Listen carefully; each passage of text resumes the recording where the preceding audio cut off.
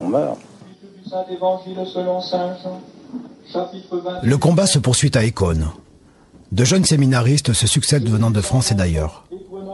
Et cet homme qui pensait détenir la vérité contre tous finira en 1988 par sacrer 4 évêques pour assurer sa succession, avant de mourir dans cette vallée isolée de la Suisse romande. Le bref pontificat de Jean Ier est surtout marqué par la persécution qu'il eut à souffrir du roi Théodoric et par l'ambassade qu'il mena à Constantinople sur l'ordre du roi.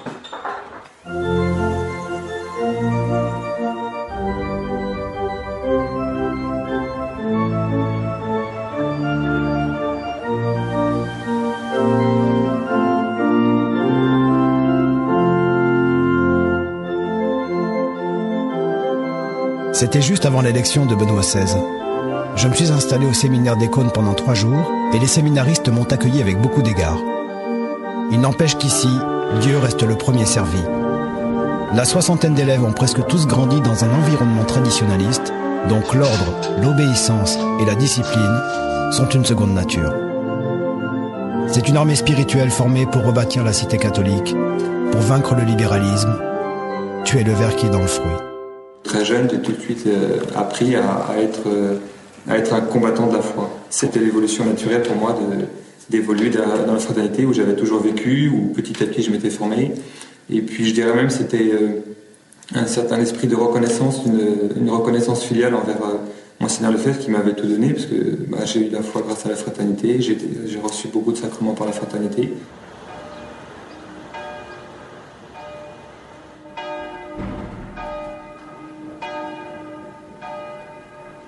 L'homme est un libéral, l'homme moderne est un libéral, est un indépendant. Il a l'horreur d'être soumis à quelque chose, vous regardez à tout niveau, il est éduqué comme ça dès le départ.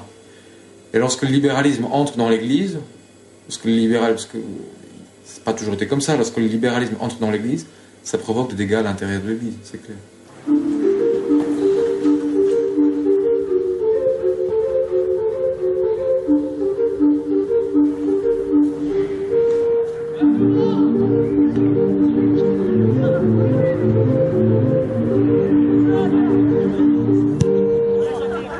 Moi, je ne me considère pas, si vous voulez, rentrer dans la fraternité contre le Vatican.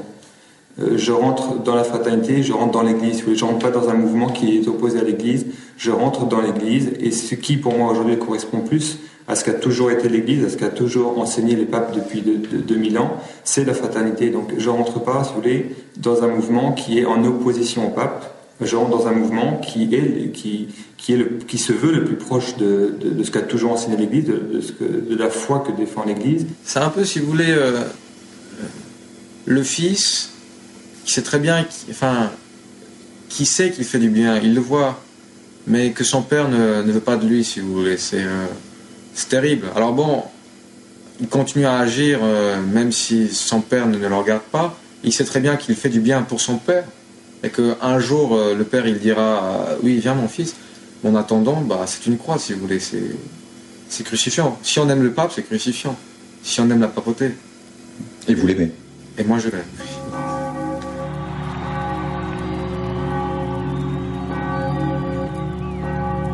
Habemus papam.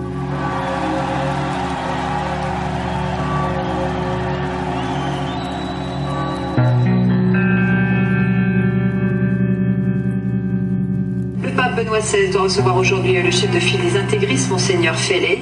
17 ans après l'excommunication de Monseigneur Lefebvre, cette audience marque donc un changement notoire dans l'attitude du Vatican. Le souverain pontife aurait... Au nom de la réconciliation, le pape Benoît XVI a autorisé la célébration de la messe en latin. Le décret publié aujourd'hui par le Vatican satisfait. Ce n'est pas encore officiel, mais ça devrait l'être ce week-end. Le Vatican doit annuler l'excommunication contre les évêques intégristes à tête de Monseigneur Lefebvre. Ce n'est pas une surprise depuis des mois. Moi, je trouve que le XXIe siècle commence pour l'Église un tout petit peu mieux que ne s'est achevé le XXe siècle. Ça, grâce à Benoît XVI. C'est très fragile encore. Mais c'est un message d'espérance. Parce que les prêtres des années 70, songez quand même que le pape Paul VI a réduit à l'état laïque 18 000 prêtres, en signant chaque document. Et ça, c'est ceux qui sont partis officiellement. C'est pas tous ceux qui se sont barrés sans rien demander. Hein. Attendez, faut voir quand même que la période post-conciliaire est simplement catastrophique pour l'Église. Catastrophique. Et qu'on en sort à peine.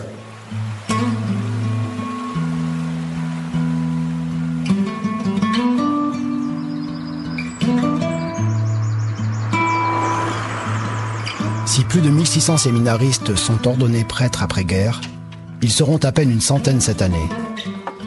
Qu'ils soient en soutane ou en costume, les prêtres sont face à une crise que l'Église n'a jamais connue, et il n'est pas certain que les réformes du Concile soient les raisons du déclin. Quoi qu'il en soit, les églises se vident lentement.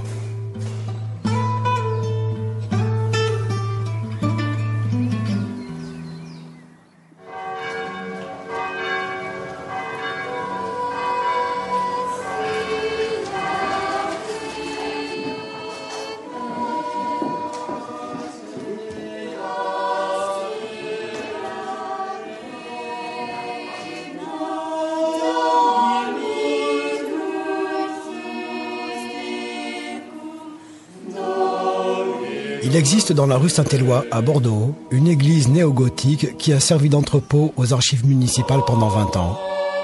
Elle a été cédée à l'abbé Philippe Laguéry, un prêtre formé par Monseigneur Lefebvre, qui s'engage alors à la restaurer. Ici, plusieurs centaines de fidèles viennent communier chaque dimanche, dont la famille Rivière et ses 6 enfants.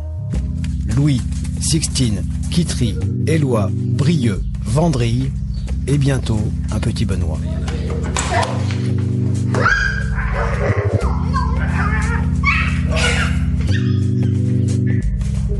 Je suis né dedans. C'est-à-dire que mes parents ont fait ce choix. J'ai été élevé, ce qui n'est pas le cas de Caroline, dans la messe Saint-Pie V. À l'âge de mon fils petit, j'ai commencé à apprendre à servir la messe, à suivre. Donc pour moi, c'est le rite que je connais, que j'ai toujours pratiqué, celui où j'ai appris à prier, à adorer, où j'ai appris mon catéchisme. Donc j'ai un côté très naturel pour moi.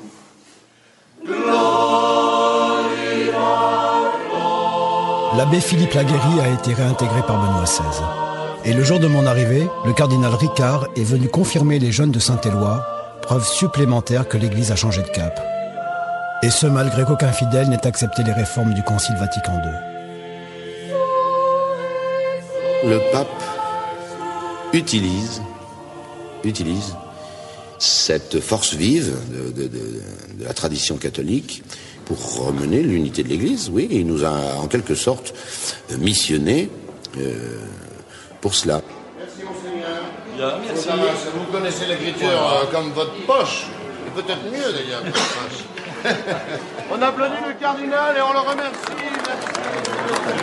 Je suis à la cathédrale. Oui. Au premier vicaire. Oui.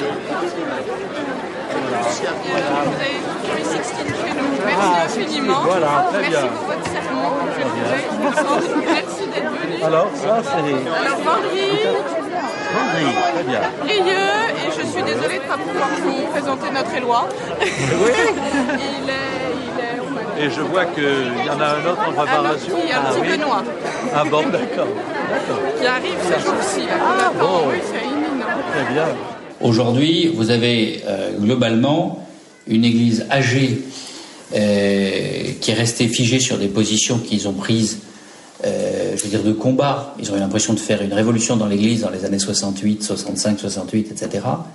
Et ils y sont accrochés. Il n'y a pas longtemps, justement après les déclarations et la levée de l'excommunication par le pape Benoît XVI, une paroisse voisine, ou un groupe de paroissiens, a organisé une sorte de happening très 68 art. Et quand on a vu le monde, il y avait du monde, parce qu'ils avaient beaucoup fait passer l'info, il y avait à peu près 250, 300 personnes. Et nous, on est venus une trentaine, de diverses paroisses, tradies ou pas. Alors, c'est pas compliqué. Leur moyenne d'âge, ça avait tourné entre 65, 70, et ils étaient 200 à ça. Et nous, on était venus un petit groupe. La nôtre moyenne d'âge, elle va être aux alentours de 30.